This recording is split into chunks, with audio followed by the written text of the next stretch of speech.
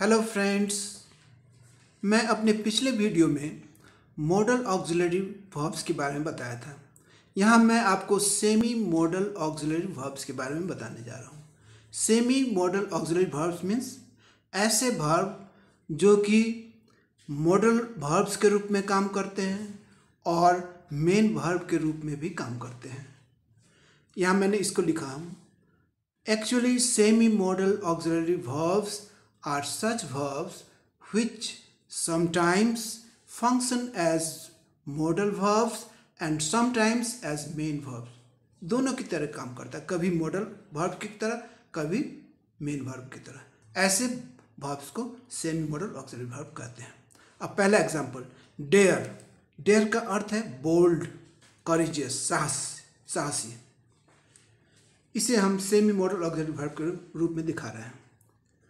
When dare और daren't, daren't means dare not का short form है ये, is used as a semi modal auxiliary verb, it does not follow the rule of tense। अब यहाँ देखिए, ये dare जब सेमी मॉडल ऑक्सिलरी वर्ब के रूप में काम करेगा, dare अथवा उसका नेगेटिव फॉर्म daren't, तब ये टेंस के नियम को फॉलो नहीं करता है। कहने का मतलब that is to say even with a third person subject like he, she, it, any one name, ये थर्ड पर्सन सब्जेक्ट के साथ डेयर अथवा dare not, does not take S और ईएस। टेंस का नियम क्या है? थर्ड पर्सन सिंगुलर में यस अथवा ईएस लगता है, लेकिन यहाँ चूंकि डेयर सेमी मॉडल ऑक्सिलरी है, वह यह नियम को फॉलो नहीं करता है। यहाँ एग्जाम्पल में देखें, इफ ही डेयर। अब देखिए यहाँ थर्ड पर्सन सिंगुलर ही है, लेकिन यहाँ यस नहीं लग रहा है, ये टेंस के नियम को फॉलो नहीं कर रहा है। दूसरी बात, यहाँ इन्फिनिटिव वर्ब टू अब्यूज है, इसमें इन्फिनिटिव का टू ड्रॉप्ड हो गया, ये नहीं आ रहा है यहाँ। If he dare abuse me, यदि वह मुझे गाली देने का साहस करता है, I will teach him a lesson, मैं उसे सबक सिखा दूंगा। अब निगेटिव सेंटेंस एक लें, She daren't touch me, यहाँ इन्फिनिटिव टू ड्रॉप्ड हो जाएगा model auxiliary, semi modal auxiliary में। She daren't touch me, वह मुझे छूने का साहस नहीं करती है। अब देखिए, डेयर का क्वेश्चन के रूप में करने पर क्या है, डेयर सब्जेक्ट के पहले आ जाएगा, तब ये क्वेश्चन बन जाता है। डेयर ही, यहाँ भी हम देख रहे हैं कि टेंस के नियम फॉलो नहीं हो रहे हैं। Dare he interfere with the laws of nature, क्या वह प्रकृति के नियम से खिलवाड़ करने का साहस करता है? अब देख लीजिए, डेयर का मेन वर्ब के रूप में प्रयोग, जब सेमी ऑक्सिलरी मॉडल की तरफ प्रयोग किया तो वहाँ टेंस के नियम को फॉलो नहीं किया, लेकिन जब यह डेयर मेन वर्ब की तरफ प्रयोग होगा तो यह टेंस के नियम को फॉलो करेगा। इसको मैंने यहाँ लिखा है, when dare is used as a main verb it follows the law अथवा rule of tense. That is, कहने का अर्थ, इट टेक्स यस अथवा es with the third person singular subjects, जैसे कि ही, सी, इट अथवा नाम, कोई एक नाम।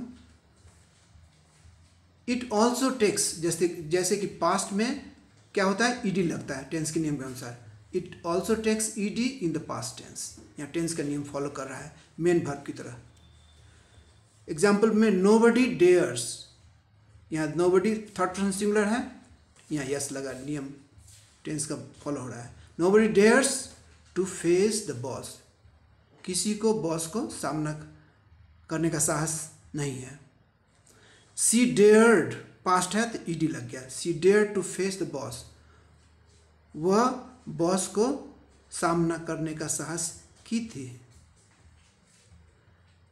अब निगेटिव देखिए, he doesn't dare to argue with me, वह मुझसे बहस करने का साहस नहीं करता है। Did he dare to touch me, past में क्वेश्चन के रूप में, सब में टेंस का नियम फॉलो हो रहा है। Did she dare to touch me, क्या वह मुझे छूने का साहस करती थी। दूसरा लें फ्यूचर में, she won't dare to touch me, वह मुझे छूने का साहस नहीं करेगी। अब इसके बारे में कुछ पॉइंट हमें ध्यान में रखना है। Point to note, dare as a main verb is also use with the meaning of challenge. जैसे डेयर का सामान्य मेन वर्ब के रूप में इसका अर्थ क्या है? साहस दिखाना, लेकिन इसका दूसरा भी अर्थ होता है चैलेंज करना। जैसे एग्जाम्पल में देखिए, आई डेयर यू का मतलब I challenge you to fight with me, मैं तुम्हें चैलेंज करता हूं अपने साथ लड़ने का। अब दूसरा सेमी मॉडल ऑक्सिलरी नीड लें। Actually need as a semi modal auxiliary verb is always used in the negative form. Need जब सेमी मॉडल की तरह काम करता है तो हमेशा ये नेगेटिव हो जाता है, नेगेटिव फॉर्म में ही होता है। क्या दिखाने के लिए? To show a lack of necessity और ऑब्लिगेशन, कि कोई चीज़ की आवश्यकता नहीं है अथवा बाध्यता नहीं है। When the negative form didn't is used as a semi-modal auxiliary verb, it doesn't follow the rule of tense। या फिर ये सेमी मॉडल ऑक्सिलरी के रूप में हुआ है नीड, इसका नेगेटिव फॉर्म नीडंट, तो ये टेंस का रूल नहीं फॉलो कर रहा है। यहाँ एग्जाम्पल में देखें, सी नीडंट वरी, यहाँ वर्ब के साथ यस नहीं आ रहा है, टेंस का नियम फॉलो नहीं हो रहा है। सी नीडंट क्योंकि नीडंट ये सेमी मॉडल ऑक्सिलरी के रूप में यूज हो रहा है। सी नीडंट वरी अबाउट हर सन, उसे अपने लड़के के बारे में चिंता करने की जरूरत नहीं है। नोबडी नीड, नोबडी से निगेटिव हो गया अर्थ, नोबडी नीड। अब नोबडी थर्ड पर्सन सिंगुलर, फिर भी यहाँ यस नहीं आ रहा है, ये टेंस का नियम फॉलो नहीं हो रहा है। और ये इन्फिनिट वर्ब में टू भी ड्रॉप्ड हो जाएगा, नहीं आएगा। Nobody need know, nobody need know this secret, किसी को यह रहस्य जानने की जरूरत नहीं है। अब इसका क्वेश्चन के रूप में भी कर सकते हैं। क्वेश्चन के रूप में जब दिखाएंगे तो नीड सब्जेक्ट आगे आ जाएगा। Need I go to the market now, क्या मुझे मार्केट अभी जाना जरूरी है? अब देखें नीड को मेन वर्ब की तरह प्रयोग कैसे होता है वो देखें। ये हम सेमी मॉडल देख चुके हैं, अब मेन वर्ब की तरह। When need is used as a main verb, it follows the rule of tense। जब मेन वर्ब की तरह यूज होगा नीड, तब ये टेंस का रूल फॉलो करेगा। जब मॉडल ऑक्सिलरी के रूप में, सेमी मॉडल ऑक्सिलरी के रूप में हुआ था, तब टेंस का फॉलो नहीं किया था। अब यहाँ देखें, when need is used as a main verb, it follows the rule of tense। Example के रूप में ले, he needs third person singular, subject he, इसके साथ यस आया, टेंस का नियम फॉलो हो रहा है। he needs some money, उसे कुछ पैसे की जरूरत है। you don't need to hurry up, तुम्हें जल्दीबाजी करने की जरूरत नहीं है। अब इसका क्वेश्चन के रूप में, does she need, सब टेंस के अनुसार हो रहा है। does she need to know, या इन्फिनिटिव में टू भी ड्रॉप नहीं हो रहा है। does she need to know about her husband, क्या उसे अपने हस्बैंड के बारे में जानने की जरूरत है। they needed our help, past में देख लीजिए, यानी पास्ट हुआ तो needed ed लग गया, टेंस का नियम फॉलो हो रहा है। they needed our help, उन्हें हमारी जरूरत थी। निगेटिव में भी सेंटेंस बना सकते हैं, they did not need, यहाँ did not में पास्ट में ये did हो गया, डू का did, इसलिए यहाँ ed लगने की जरूरत नहीं है, टेंस का नियम फॉलो हो रहा है। they did not need our help, उन्हें हमारी जरूरत नहीं थी। अब देखिए third, use to semi auxiliary verb के रूप में, as semi auxiliary verb.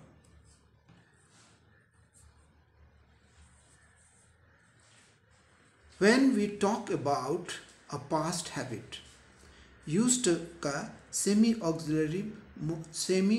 Model auxiliary के रूप में कब होता है प्रयोग? जब ये पास्ट हैबिट को दिखाता है, habitual past. When we talk about a past habit, और इसे हम हैबिचुअल पास्ट कहते हैं, और ए पास्ट फैक्ट, विगत के कोई तथ्य को दिखाना है, फैक्चुअल पास्ट जिसे कहते हैं, वी यूज टू, ये सेमी मॉडल ऑक्सिलरी का प्रयोग होता है as semi modal auxiliary verb with the subject of any person. यहाँ ये सेमी मॉडल ऑक्सिलरी पास्ट के हैबिट को दिखाने के लिए, पास्ट के तथ्य को दिखाने के लिए किसी भी पर्सन के सब्जेक्ट के साथ आ सकता है। I, we, first person, second person you, third person he, she, it, they, किसी के साथ आ सकता है। एग्जाम्पल देखें, I use to play football in my childhood. ये क्या दिखा रहा है? पास्ट का हैबिट, पास्ट हैबिट। मैं अपने बचपन में फुटबॉल खेला करता था, फुटबॉल खेलना मेरी आदत थी, ये पास्ट हैबिट दिखाया। इसलिए यूज टू यहाँ सेमी मॉडल ऑक्सिलरी की तरफ काम कर रहा है। नेक्स्ट में, this house use to belong to my father. ये घर जो है मेरे पिता का हुआ करता था। पास्ट में ये तथ्य था कि ये घर मेरे पिता का हुआ करता था, अभी नहीं है। तो ये पास्ट तथ्य दिखाने के लिए भी यूज टू का प्रयोग सेमी मॉडल ऑक्सिलरी वर्ब के रूप में हुआ। इसको क्वेश्चन के रूप में भी हम दिखाते हैं। अब यहाँ क्वेश्चन के रूप में हुआ तो यहाँ डिड पास्ट हो गया, V2 फॉर्म हो गया, डू का डिड, इसलिए यहाँ ईडी नहीं लगेगा, ये टेंस को फॉलो कर रहा है। Did you use to live in Delhi? क्या तुम दिल्ली में रहा करते थे? ये पास्ट फैक्ट है। Next, I didn't use to like tea. ये क्या है? मैं चाय नहीं पसंद करता था, मैं चाय नहीं पसंद किया करता था। ये पास्ट हैबिट को दिखाया जा रहा है कि मैं पास्ट में मेरी आदत चाय पीने की नहीं थी, ये पास्ट हैबिट है। इसलिए यहाँ भी डिडंट यूज, ये भी टेंस को फॉलो कर रहा है। Thank you very much. अगर मेरा वीडियो पसंद आए तो लाइक करें और मेरे चैनल को सब्सक्राइब करें और कमेंट करना ना भूलें। Thanks again.